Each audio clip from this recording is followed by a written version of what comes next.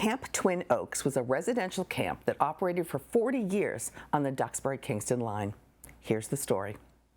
For the first part of its history, the South Shore town of Duxbury's economy and culture revolved around shipbuilding.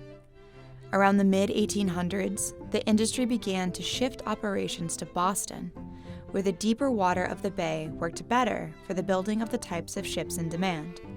This, coupled with more goods being transported by train and steamboat, started to change the fabric of Duxbury's economy. The shorelines and rural settings started drawing people with different motivations to its borders.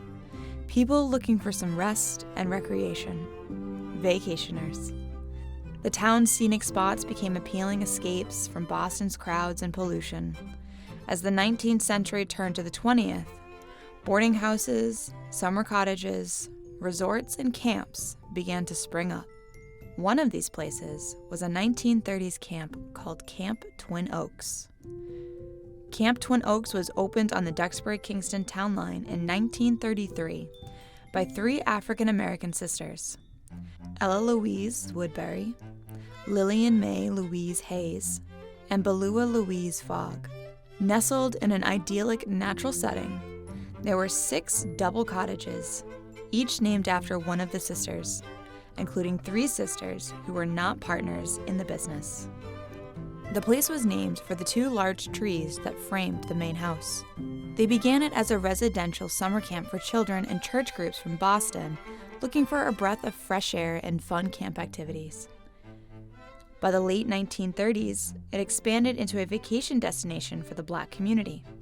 It was the only resort on the South Shore catering specifically to African Americans at this time.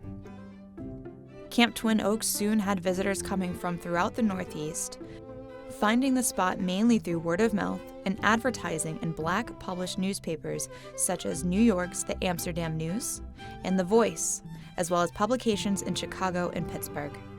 The camp saw quite a few distinguished people from the Black community come through, including civil rights leader A. Phillips Randolph, James P. King of the Penn School, as well as many doctors and nurses from the Harlem Hospital.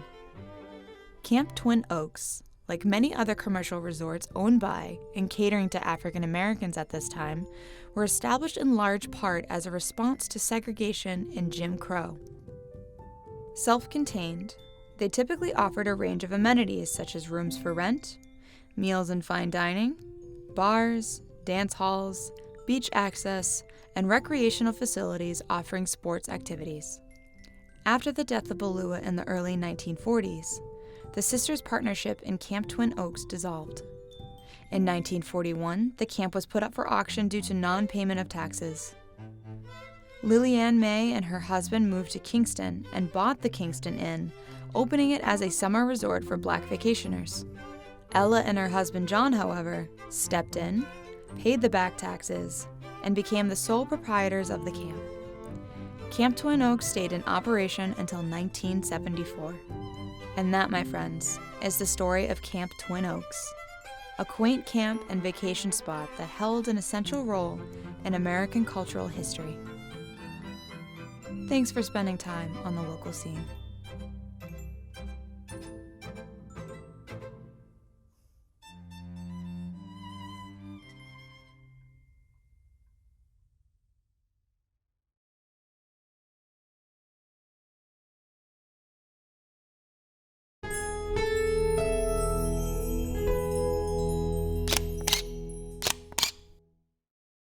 Thank you for watching. If you enjoyed what you saw and want to stay up to date with our latest content, don't forget to hit that subscribe button. It's the best way to make sure you never miss out on the amazing discussions, insights, and entertainment we bring your way. And hey, if you find value in today's video, be sure to give a thumbs up by smashing that like button.